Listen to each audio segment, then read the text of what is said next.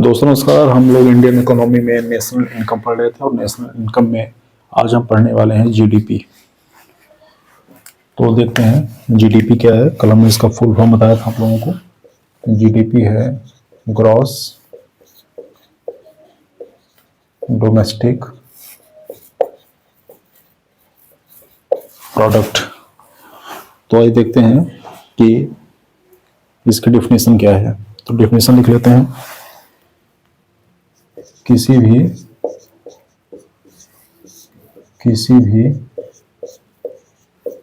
देश की घरेलू सीमा के भीतर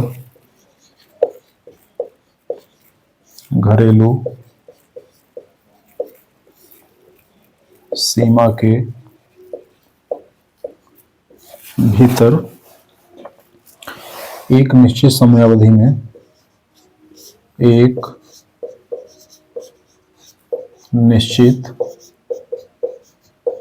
समयावधि में उत्पादित समस्त अंतिम उत्पादों का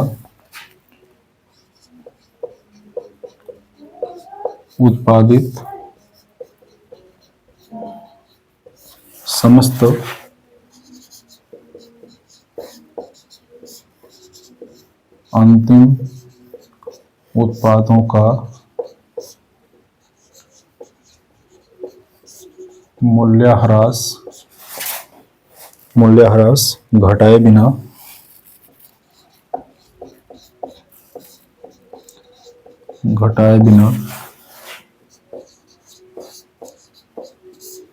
किया गया मौद्रिक मापन।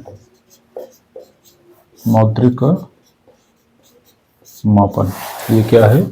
ये ग्रॉस डोमेस्टिक प्रोडक्ट है। क्लियर? एक बार इस डेफिनेशन को पढ़ेंगे। किसी भी देश की घरेलू सीमा के भीतर एक निश्चित समयावधि में उत्पादित समस्त अंतिम उत्पादों का मूल्यह्रास घटाए बिना किया गया मौद्रिक मापन। ये ग्रॉस डोमेस्टिक प्रोडक्ट है, जीडीपी। इस डेफिनेशन में हम कुछ शब्दों पर ध्यान देंगे जो शब्द हमारे लिए काम के हैं। तो देश की घरेलू सीमा के भीतर, इस शब्द का हमें ध्यान देना है। कल हमने बताया था कि घरेलू सीमा क्या होती है। ठीक है, हमने भौगोलिक सीमा और हमने घरेलू सीमा में अंतर कल बताया था। आपने नहीं देखा होगा तो वीडियो देख लीजिएगा। एक निश्चित समयावधि, ये इंपॉर्टेंट है। क्लियर? उत्पादित समस्त उत्पादों का मूल्यह्रास घटाए बिना।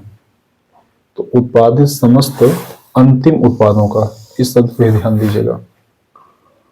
तो हमें किन किन चीजों पर ध्यान देना है? देश की घरेलू सीमा के भीतर एक निश्चित समयावधि में उत्पादित समस्त अंतिम उत्पादों का मूल्यह्रास घटाए बिना किया गया मौद्रिक मापन। मतलब जीडीपी में मूल्यह्रास शामिल होगा। क्लियर? आइए देखते हैं। इस डेफिनेशन को आप लोग लिख लीजिए। आइए इस डेफिनेशन को तोड़ते हैं और समझते हैं कि क्या है। तो देश की घरेलू सीमा के भीतर, घरेलू सीमा हमने कल बताया था, निश्चित समयावधि आप समझते हैं, एक वर्ष या कोई आप किसी वित्तीय वर्ष को ले लीजिए, किसी भी पर्टिकुलर वित्तीय वर्ष को ले लीजिए, वर्तमान का या जो पीछे बीत गया होगा, कुछ भी ले लीजिए। अंतिम उत्पाद क्या है इसको समझिए। देखिए,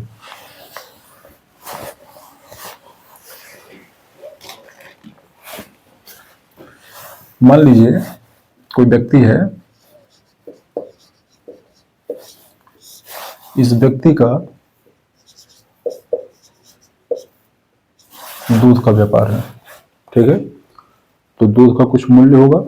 मान लीजिए दूध का मूल्य है 40 रुपये प्रति किलो या 40 रुपये प्रति लीटर।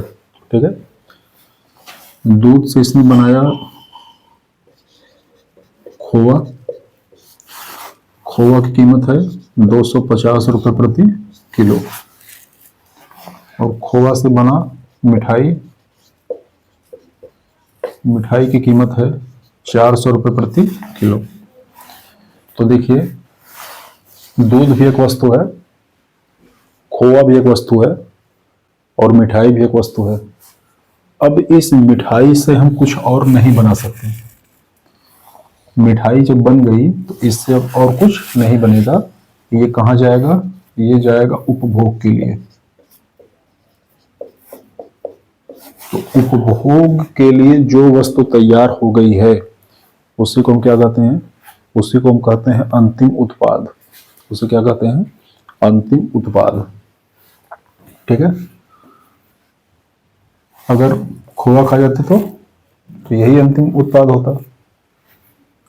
लेकिन आपको पता है कि मिठाई से और कुछ नहीं बनेगा, मिठाई अब खाना ही खाना है। तो जब हम जीडीपी की गणना करेंगे तो हम दूध का मूल्य और खोआ का मूल्य ये नहीं जोड़ेंगे। ठीक है। हम अंतिम उत्पाद का मूल्य जोड़ेंगे, क्योंकि अगर हम, ये क्या है? इसे हम कहते हैं मध्यवर्ती वस्तुएं, इंटरमीडिएटरी गुड्स। तो यदि हम मध्यवर्ती वस्तुओं का मूल्य जोड़ने लगेंगे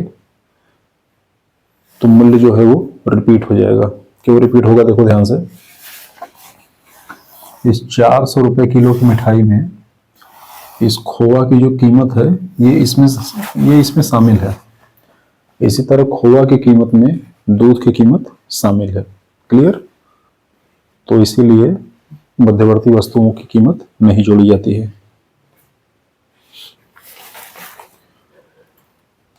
तो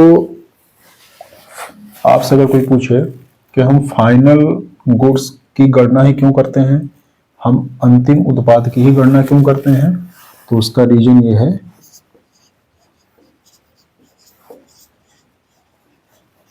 डबल काउंटिंग से बचने के लिए।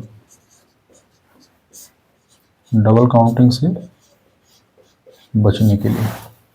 डबल काउंटिंग से बचने का क्या मतलब है? डबल काउंटिंग से बचने का मतलब ये है कि मैंने बताया कि मिठाई की कीमत में खोआ की कीमत शामिल है और खोआ की कीमत में दूध की कीमत शामिल है। तो यदि हम खोआ और मिठाई दोनों जोड़ेंगे तो पता चलेगा कि हमने खोआ की कीमत को 2 बार जोड़ लिया। तो 2 बार नहीं जोड़ना है, इसीलिए हम हमेशा फाइनल गुड्स की कीमत ही जोड़ते हैं। फाइनल गुड्स मतलब अंतिम उत्पाद। क्लियर? ये आप समझ गए होंगे। डेफिनेशन में जो दूसरी बात लिखी गई थी वो था मूल्यह्रास घटाए बिना। ठीक है। तो जीडीपी में मूल्यह्रास शामिल है। तो यदि हम जीडीपी में से मूल्यह्रास, डिप्रिसिएशन को घटा दें तो हमें क्या मिलेगा? हमें मिलेगा एनडीपी। क्या मिलेगा? एनडीपी। एन मतलब नेट, डी मतलब डोमेस्टिक और पी मतलब प्रोडक्ट। तो क्या मिलेगा हमें? यदि हम जीडीपी में से डिप्रिसिएशन को माइनस कर देंगे तो हमें मिलेगा NDP. NDP means net domestic product.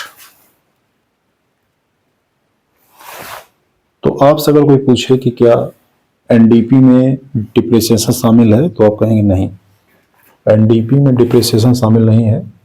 GDP में से डिप्रिसिएशन माइनस करने के बाद ही तो एनडीपी मिलता है। तो एनडीपी में डिप्रिसिएशन नहीं है, एनडीपी में मूल्यह्रास नहीं है। ठीक। आइए इसकी अगली चीज देखिए।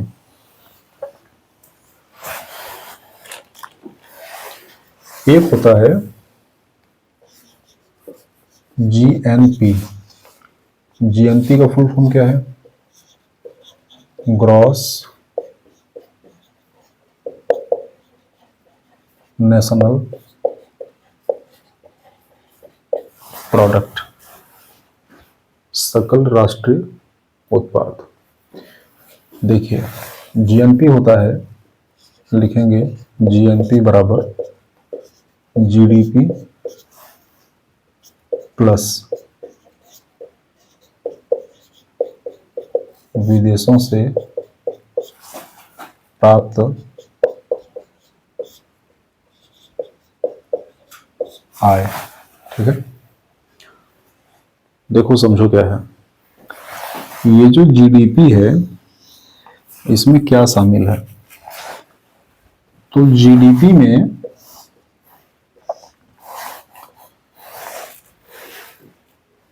जो भारतीय हैं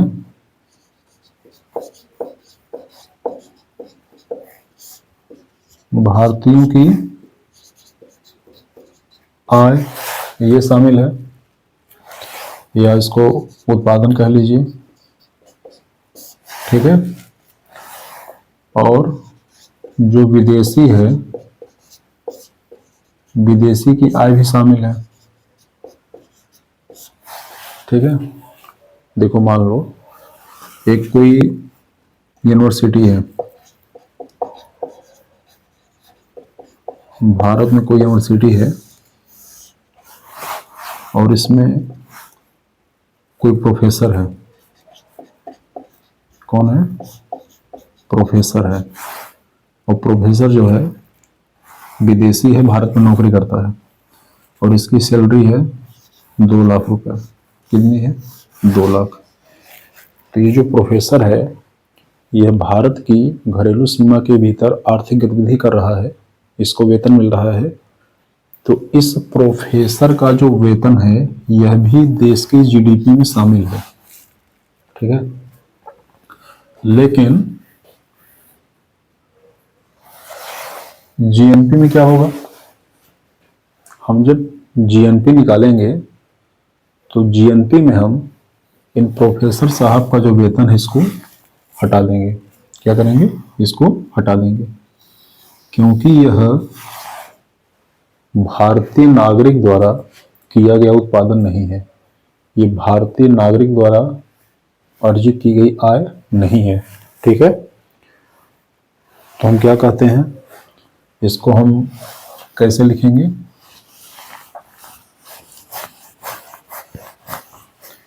इसको हम लिखेंगे GNP equal to GDP plus NFI. NFI होता है नेट फैक्टर इनकम। तो इसे अगर हम समझेंगे, क्या समझेंगे? हम लिखेंगे जीडीपी। ठीक है, हम लिखेंगे जीडीपी प्लस विदेशी द्वारा, सॉरी विदेशी क्या है, माइनस हो गया, माइनस विदेशी द्वारा भारत में प्राप्त आय। ठीक है, प्लस भारतीय द्वारा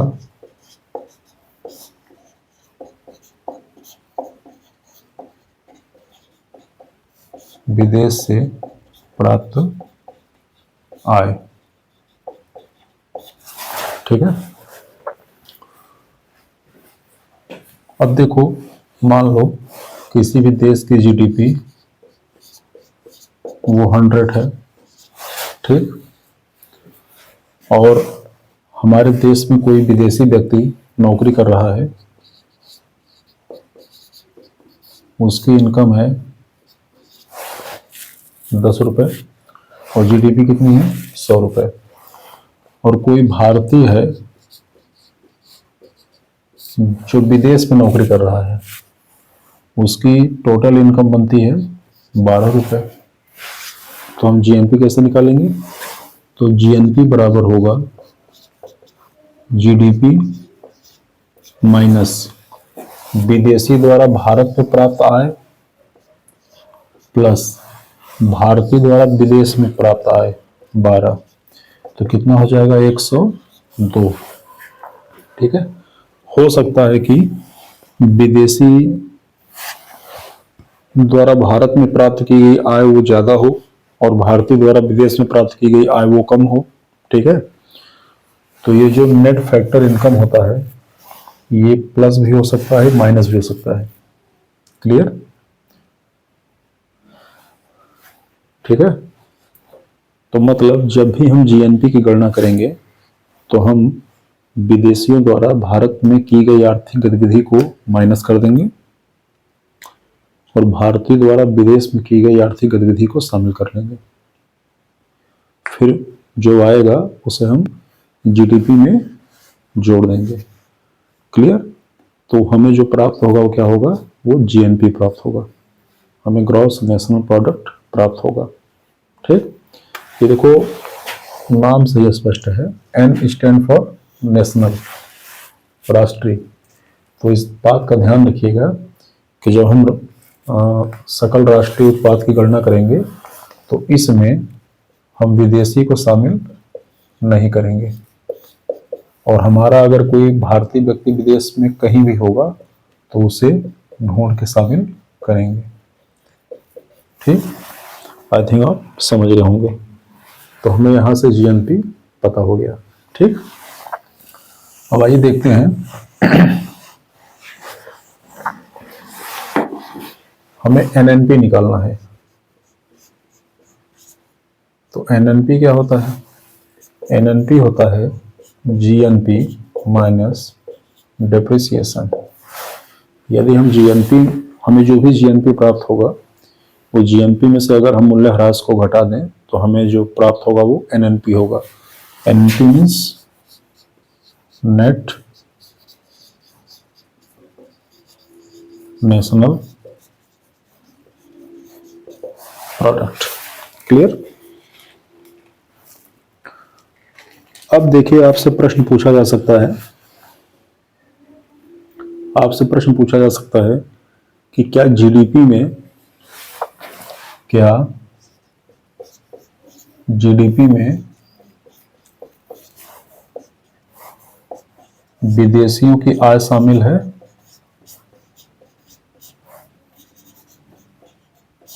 क्या जीडीपी में किसी विदेशी व्यक्ति की आय शामिल है? तो हाँ, शामिल है। क्या जीएनपी में विदेशी की आय शामिल है? नहीं, नहीं शामिल है। ठीक है? तो आई थिंक परीक्षा में गलत नहीं होना चाहिए। क्लियर? आइए अगला चीज देखिए।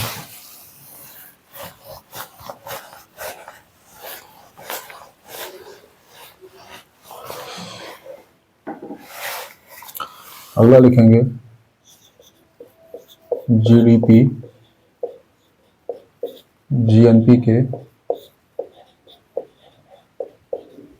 प्रकार। देखिए, इसके दो प्रकार हैं। एक को हम कहते हैं नॉमिनल,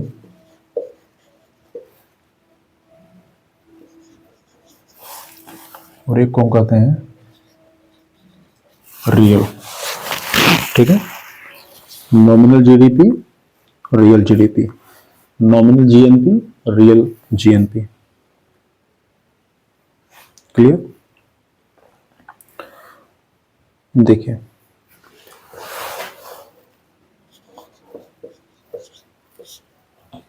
चालू मूल्य पर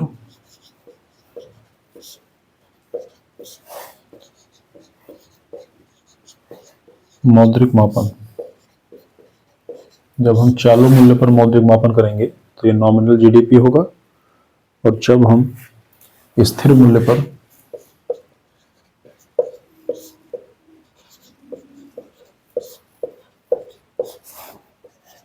मौद्रिक मापन करेंगे,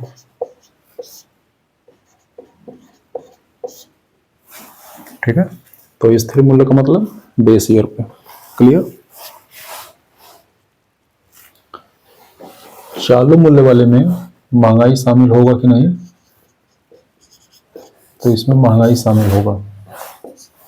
यहां महंगाई होगा कि नहीं? यहां महंगाई शामिल नहीं होगा, क्योंकि वो बेस ईयर पे है तो उसमें महंगाई नहीं होगा। ठीक है? इसको नोट कर लीजिए।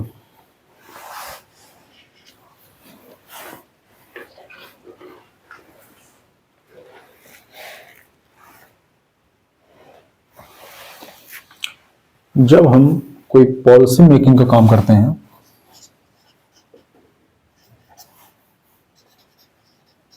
नीति निर्माण का काम करते हैं, सरकार जब कोई नीति निर्माण का काम करती है तो सरकार जो है वो रियल डेटा का यूज करती है। तो ये वाला, इस बात का ध्यान रखेंगे। और इसी को हम क्या बोलते हैं? इसी को हम बोलेंगे बेस इफेक्ट। तो इसका जो एक एक पॉइंट है ना, ये परीक्षा में पूछा गया है। बेस इफेक्ट क्या है, सरकार कौन से डेटा का यूज करती है, रियल जीडीपी क्या है, नॉमिनल जीडीपी क्या है। क्लियर? आइए अब काम की बात देखिए।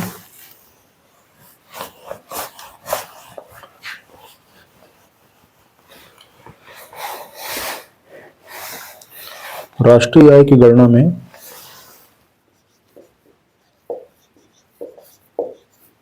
राष्ट्रीय आय की गणना में शामिल न किए जाने वाले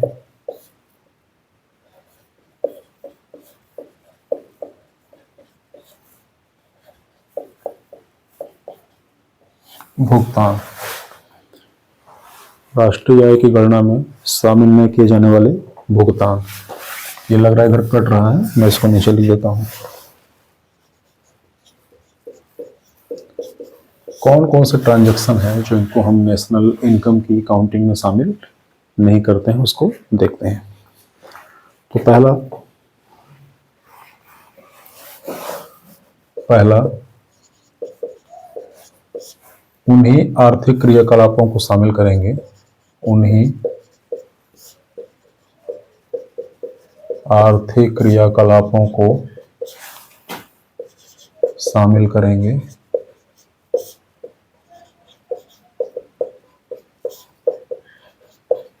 जिनका संबंध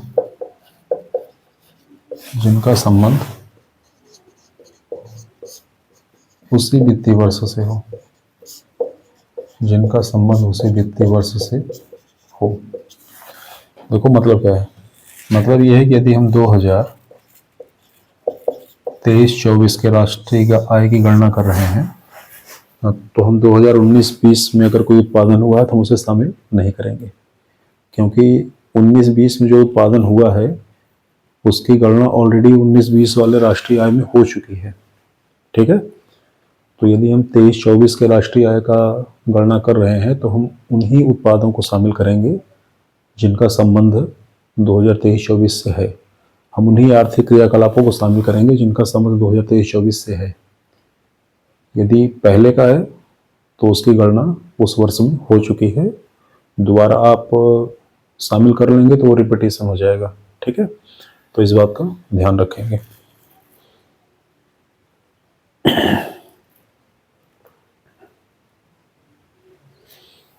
और दूसरी बात क्या है, उत्पादन में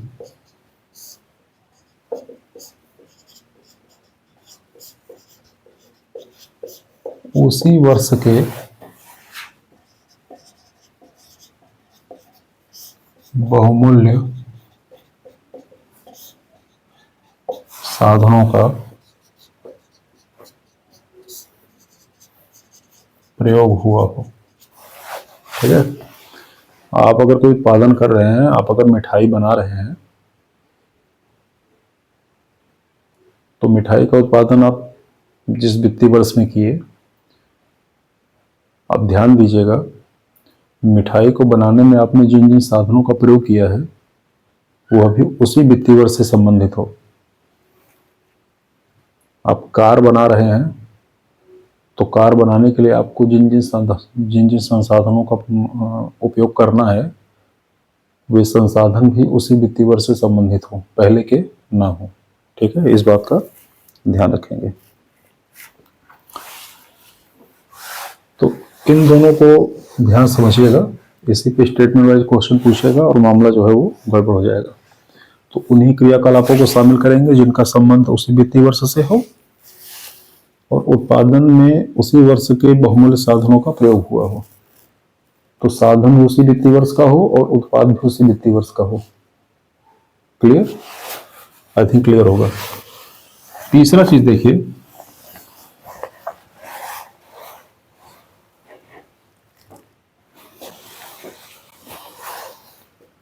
तीसरा कह रहा है कि हस्तांतरण, भुगतान शामिल नहीं होगा। हस्तांतरण भुगतान शामिल नहीं होगा। देखो ये क्या है भाई, उपहार। क्या है? उपहार। और क्या है? दान, पुरस्कार,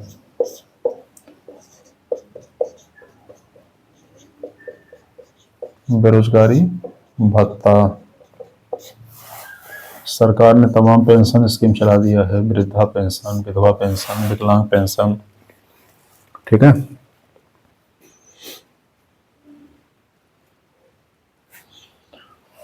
ये सब जो चीजें हैं ना, इनको हम हस्तांतरण भुगतान कहते हैं। हस्तांतरण भुगतान कहते हैं। तो हस्तांतरण भुगतान को हम इसमें शामिल नहीं करेंगे। क्यों नहीं करेंगे? तो उसके देखो कारण क्या है। हमें उपहार मिला तो हमने उपहार को रिसीव किया, लेकिन उपहार के बदले में हमने इनको कुछ दिया नहीं। तो हमने रिसीव किया लेकिन कुछ हमने उनको दिया नहीं। हम सरकार से पेंशन ले रहे हैं, तो सरकार से हमने रिसीव किया, पैसा रिसीव किया, लेकिन हमने सरकार को कुछ दिया नहीं। हमने बेरोजगारी भत्ता लिया लेकिन बदले में कुछ दिया नहीं। तो ऐसा सारा भुगतान जिसमें हमें कुछ प्राप्त हो, कुछ प्राप्त हो तो पैसा प्राप्त हो, क्या, जिसमें हमें कुछ प्राप्त हो और बदले में हम कुछ न दें। अब एक डॉक्टर साहब जो है वो एक मरीज को देखे, मरीज का इलाज किए और मरीज ने उनको 500 रुपये दिया। तो डॉक्टर साहब ने मरीज को अपनी सेवा दी, बदले में मरीज ने उनको पैसा दिया। मजदूर ने काम किया, बदले में उसको पैसा मिला। तो जहां पे पैसा मिले और आप बदले में उसको कुछ वापस करो, दुकानदार के पास आप जाएंगे, दुकानदार से आप चीनी लेंगे, बदले में पैसा देंगे। तो वहां दुकानदार को पैसा मिला, बदले में दुकानदार ने चीनी दिया। लेकिन इन सब भुगतानों में ध्यान दीजिएगा, ये सब कैसे भुगतान है। यहाँ पे व्यक्ति को कुछ प्राप्त तो हुआ, लेकिन बदले में व्यक्ति ने कुछ दिया नहीं। क्या दिया? Thank you. क्या दिया? थैंक यू दिया। और क्या दिया? आशीर्वाद। थैंक यू और आशीर्वाद जो है ये कोई आर्थिक गतिविधि थोड़ी ना है।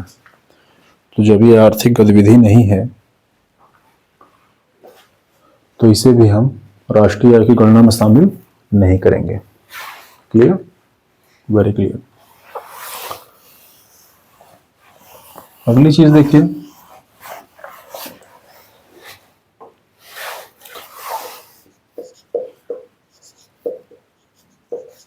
पूंजीगत लाभ जो है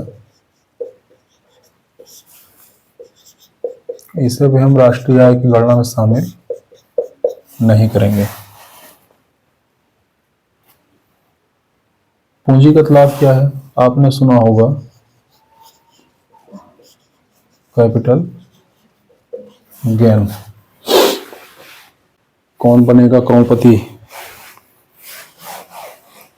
आपने सवाल का जवाब दिया और अमिताभ बच्चन साहब ने आपको 1 करोड़ रुपए दे दिया। ये क्या है? ये कैपिटल गेन है। आपने फावड़ा तो चलाया नहीं है, आपने मजदूरी तो की नहीं, आपने कोई सेवा तो की नहीं, आपने अमिताभ बच्चन को कोई प्रोडक्ट तो बेचा नहीं था, तो ये क्या है? ये कैपिटल गेन है। शेयर मार्केट,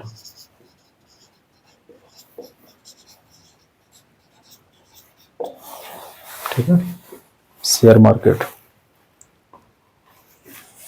आपका कोई शहर में फ्लैट है,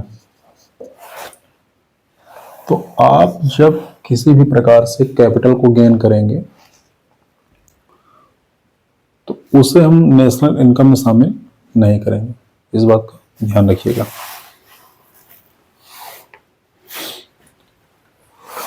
नेक्स्ट जो है 5वां, ये कह रहा है कि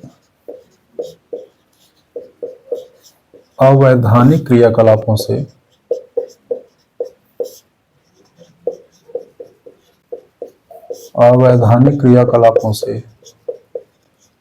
जो प्राप्त धन है, प्राप्त आय है, इसे भी हम राष्ट्रीय आय की गणना में शामिल नहीं करेंगे।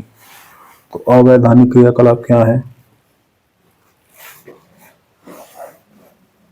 आप मिलावट का काम करते हैं।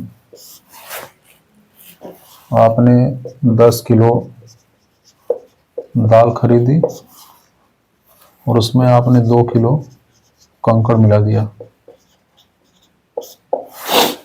और इसको 12 किलो बना के बेच दिया। तो आपने जो कंकड़ मिलाया, ये क्या है? ये गैर कानूनी कृत्य है। तो आपने मिलावटखोरी की, तो उससे जो प्राप्त आय होगा वह राष्ट्रीय आय में शामिल नहीं किया जाएगा। दूसरा, जमाखोरी। जमाखोरी भी करेंगे आप, तो उससे जो आय आपको प्राप्त होगी वो भी राष्ट्रीय आय में शामिल नहीं होगी, क्योंकि ये भी गैर कानूनी कृत्य है। आप कहीं के दादा हैं, आप हफ्ता वसूलते हैं, आपका धंधा जोरों पे है, आपने कहा कि मैं तो 5 लाख रुपए महीने कमाता हूँ और अब मैं इनकम टैक्स भरना चाहता हूँ। तो इनकम टैक्स कैसे भरेंगे? सैलरी तो आपकी बहुत ज़्यादा हो गई। सैलरी, हम इसको सैलरी तो नहीं कहेंगे, ये आपकी इनकम है। तो हफ्ता वसूल के आपने बहुत सारा पैसा कमाया, चूँकि ये गैर कानूनी कृत्य है, इसलिए अभी नेशनल इनकम में शामिल नहीं होगा। ठीक है। तो ऐसे भी चोरी, रंगदारी, तमाम जो गैर कानूनी कृत्य हैं, उससे जो आय आपको प्राप्त होगी वो भी राष्ट्रीय आय में शामिल नहीं होगी। इस बात का ध्यान रखेंगे।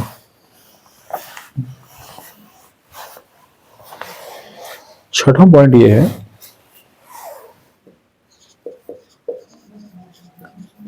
Second hand cell.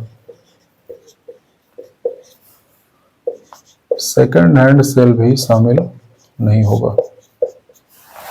मान लो एक कार है, आपने 2015 में एक कार खरीदी, कार की कीमत थी 3 लाख रुपए। अब आप 2025 में इस कार को बेचना चाहते हैं, आपको मिल रहा है 1.5 लाख रुपए।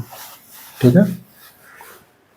तो आपने जो सेकंड हैंड कार को जब आपने बेचा 1.5 लाख रुपए, तो आपको 1.5 लाख रुपए प्राप्त हुआ। ठीक है। यह 1.5 लाख रुपए जो है, यह आपकी इनकम में शामिल नहीं होगा। तो राष्ट्रीय आय की गणना करते समय हम 1.5 लाख रुपए को शामिल नहीं करेंगे, क्योंकि इस कार की कीमत 3 लाख रुपए है और आपने 2015 में जब राष्ट्रीय आय की गणना हो रही थी तो उसी में इस 3 लाख रुपए को शामिल कर लिया गया है। तो आप इस कार को 2 बार बेचिए चाहे 5 बार बेचिए, उससे जो पैसा प्राप्त होगा वो नेशनल इनकम में नहीं जोड़ा जाएगा। क्लियर? लेकिन एक है मिस्टर रामू, इन्होंने कहा कि मैं आपकी कार को बेचवा दूंगा, आपको 2 लाख रुपए मिलेंगे। कितना मिलेगा? 2 लाख। लेकिन बदले में मुझे 5% कमीशन चाहिए। क्या चाहिए? कमीशन। तो इस व्यक्ति को लगा कि 5% कमीशन का मतलब इसे कितना देना पड़ेगा, 10,000 रुपये, और ये 2 लाख रुपए मेरी कार भिजवा देगा। ये खुद नहीं ले रहा है, ये बेसिकली ब्रोकर का काम कर रहा है। तो मुझे कितना मिलेगा, 1,90,000। यहाँ मुझे 1.5 लाख मिल रहा है, यहाँ इसको 10,000 कमीशन देने के बाद भी मुझे 1,90,000 मिल रहा है। तो इसने कहा ठीक है चलो भेज दो। तो इस व्यक्ति को, कार के मालिक को 1,90,000 मिला। यह 1,90,000 रुपये राष्ट्रीय आय की गणना में शामिल नहीं होगा। लेकिन रामू को जो कमीशन मिला है, ये रामू की इनकम है, यह राष्ट्रीय आय की गणना में शामिल होगा। इस बात का ध्यान रखेंगे। तो सेकंड हैंड सेल को हम नेशनल इनकम में काउंट नहीं करेंगे, लेकिन सेकंड हैंड सेल से ब्रोकर को जो कमीशन प्राप्त होगा, उसके कमीशन के अमाउंट को हम नेशनल इनकम में शामिल करेंगे। इस बात का ध्यान रखेंगे।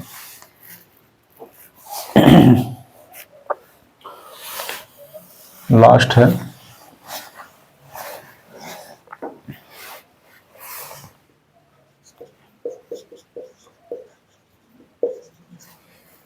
फैमिली इनकम को राष्ट्रीय आय की गणना में शामिल नहीं करते।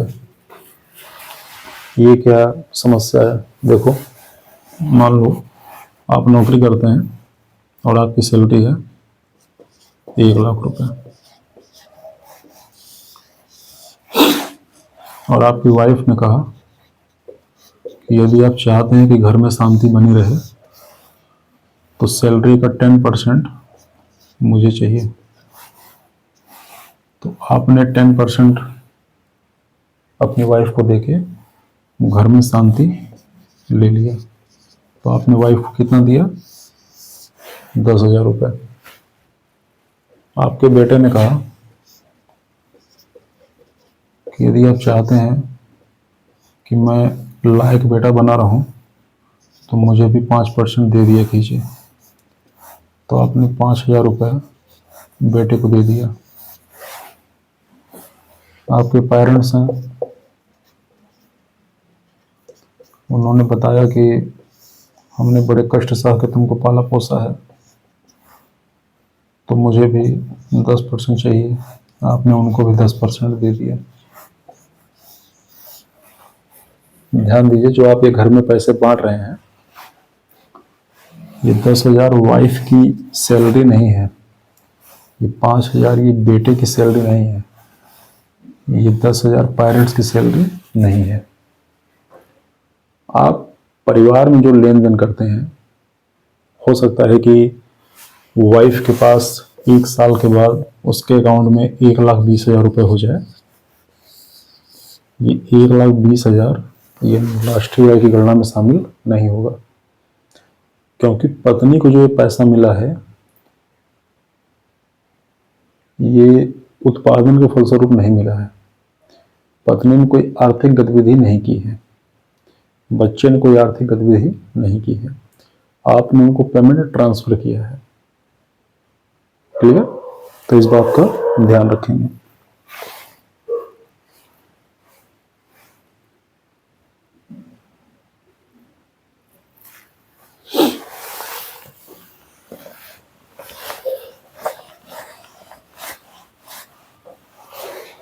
अब हम देखते हैं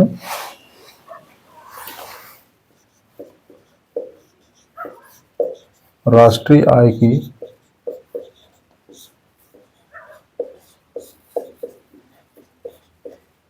गणना की विधियां। वो कौन कौन सी विधियां हैं जिससे हम राष्ट्रीय आय की गणना करते हैं? तो पहली विधि को हम कहा जाता है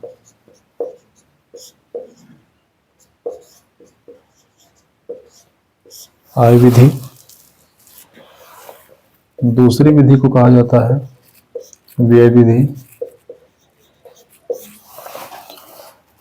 और तीसरी विधि को कहा जाता है उत्पाद विधि। एक अभी उदाहरण आपको बताएंगे और आप समझ जाएंगे कि ये सब क्या समस्या है। क्लियर?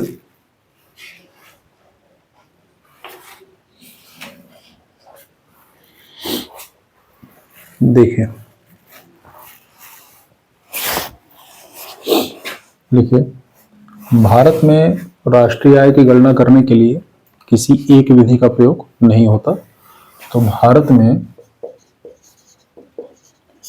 राष्ट्रीय आय की गणना के लिए मिक्स्ड मेथड का प्रयोग करते हैं, मिश्रित विधि का प्रयोग किया जाता है। ठीक है? और ये कब है? तो ये एक थी राष्ट्रीय आय समिति, राष्ट्रीय आय समिति की अनुशंसा पर। तो राष्ट्रीय आय समिति की अनुशंसा पर भारत में मिक्स्ड विधि का प्रयोग करते हैं राष्ट्रीय आय की गणना के लिए। देखो, एक उदाहरण समझो। मान लीजिए हमें जानना है कि एक फैमिली है, इसकी इनकम क्या है। तो पहला तरीका, इस परिवार में जितने भी लोग हैं, A B C D E, 5 लोग हैं। हम बारी बारी से सबके पास जाएं और पूछें कि बता दो भाई तुम्हारी इनकम कितनी है। तो यदि वो बता देते हैं तो बहुत बढ़िया है, हम सारा कुछ जोड़ेंगे और कहेंगे कि इस परिवार की इनकम कितनी है। एक तो ये तरीका है। हो सकता है कि वो अपनी इनकम सही न बताएं, झूठ बोलें, तो आपने दूसरा तरीका निकाल लिया। आपने कहा एक काम करो, बस ये देखो कि खर्चा कितना करते हैं। तो आपने पहरेदारी बिठा दी, पता करो इसके घर का छोटे से छोटा बच्चा और बुजुर्ग से बुजुर्ग व्यक्ति ये कहाँ जाते हैं, कितना खर्चा करते हैं। 1 महीने देख लो, उसी से अनुमान हो जाएगा। क्योंकि अपनी आय से ज़्यादा तो खर्चा करेंगे नहीं। तो आपने खर्च को जोड़ना शुरू किया।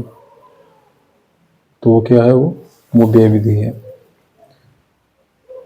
न तो आप किसी व्यक्ति की आय जान सकते हैं किसी परिवार की, न तो उसका व्यय जान सकते हैं।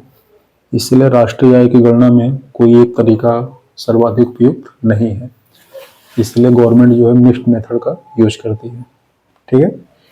ये समझिए। दूसरी बात, एक शब्द आपने सुना होगा, पर कैपिटा इनकम, प्रति व्यक्ति आय। तो प्रति व्यक्ति आय बराबर होता है कुल राष्ट्रीय आय बटा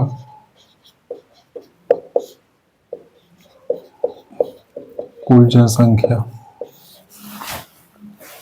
तो यदि आप चाहते हैं कि किसी भी देश में प्रति व्यक्ति आय ज्यादा हो, तो आपको क्या करना पड़ेगा? प्रति व्यक्ति आय को ज्यादा करने के लिए आपको 2 काम करना पड़ेगा। या तो उस देश की राष्ट्रीय आय ज्यादा हो, या तो जनसंख्या कम हो। तो हम भारत के लोग हैं, जनसंख्या हमारे हाथ में तो है नहीं, हम भावनाओं में बह जाते हैं।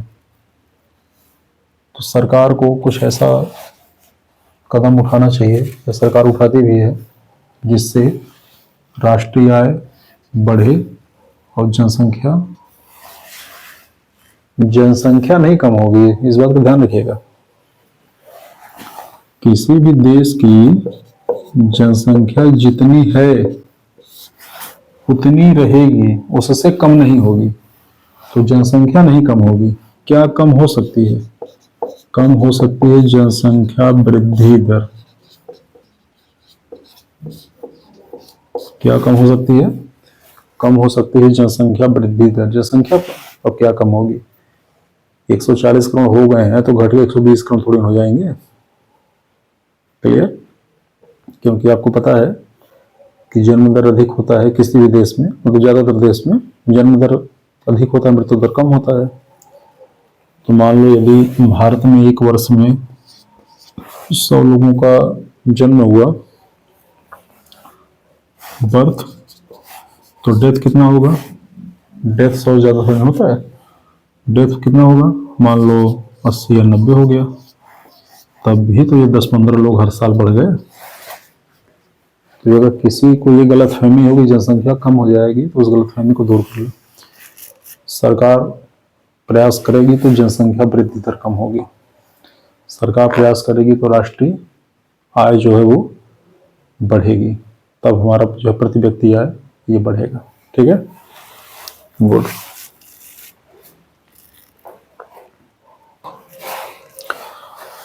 हमने शुरू में जब बताया था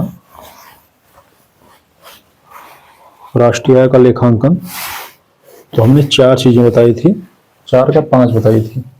एक हमने जीडीपी बोला था, एक एनडीपी, एक जीएनपी, एक एनएनपी और एक जीवीए। तो हमने जीडीपी, एनडीपी, जीएनपी और एनएनपी को देखा। अब हम देखते हैं जीवीए। ठीक है, ये क्या है? देखो, इसका फुल फॉर्म होता है gross value added. Gross value added. देखो ध्यान से समझो ये क्या है। जीडीपी बराबर होता है जीवीए प्लस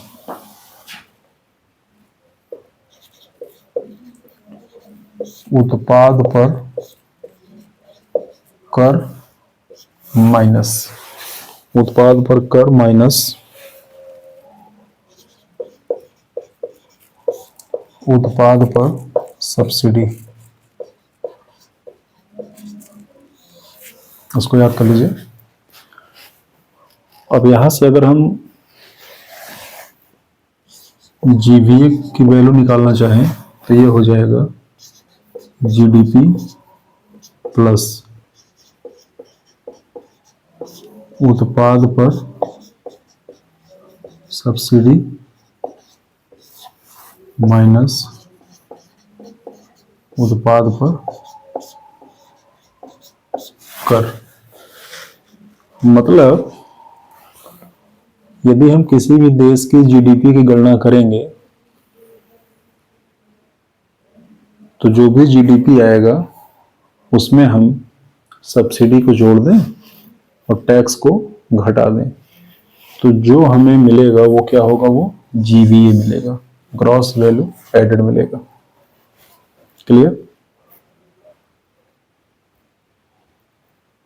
देखिए, मान लीजिए जीडीपी जो है वो कितना है? 100 है। जो प्रोडक्ट है, जो उत्पाद है, इस पे गवर्नमेंट सब्सिडी कितना दे रही है? गवर्नमेंट सब्सिडी दे रही है 20। गवर्नमेंट टैक्स कितना लगा रही है? 25। तो जीवीए क्या होगा? जीवीए होगा 100 plus subsidy minus tax 95। Clear? तो आपसे यह प्रश्न पूछा जा सकता है कि जीवीए में टैक्स शामिल है कि नहीं है। इस बात का ध्यान रखिएगा। तो जीवीए में अगर आप टैक्स जोड़ेंगे और सब्सिडी को घटाएंगे तो आपको जीडीपी मिलेगा, और जीडीपी में अगर आप सब्सिडी को जोड़ेंगे और टैक्स को घटाएंगे तब आपको जीवीए मिलेगा। इस बात का ध्यान रखिएगा। तो अब तक हम लोगों ने GDP, GNP, NDP, NNP, GVA को पढ़ा अच्छे तरीके से। वीडियो कुछ बड़ा हो गया होगा, पिछले 3 वीडियो काफ़ी बड़े थे, लेकिन कंटेंट इतना अधिक है कि उससे कम नहीं किया जा सकता। उदाहरण देकर समझाना पड़ता है ताकि, और ये वीडियो बनाने का जो उद्देश्य था वो ये था कि बहुत सारे कंटेंट हैं हिस्ट्री के, पॉलिटी के, वो अवेलेबल हैं, लेकिन इतना डिटेल में इकोनॉमिक्स के जो कंटेंट है वो अवेलेबल नहीं है। तो इसी उद्देश्य को ध्यान रख के इसको बताया गया। तो हम लोगों ने नेशनल इनकम को देखा, जीडीपी को अच्छे समझा, पर कैपिटा इनकम को देखा। अब हम कल थोड़ा सा इसका हिस्टोरिकल बैकग्राउंड देखेंगे कि जीडीपी का, नेशनल इनकम का भारत में इतिहास क्या है। और अभी ये वीडियो 2-3 दिन चलेगा, अभी ये चैप्टर ख़त्म नहीं हुआ है, ठीक है। तो देखते रहिए। कोई सुझाव हो, कोई प्रश्न हो तो कमेंट बॉक्स में लिख दीजिएगा। नमस्कार।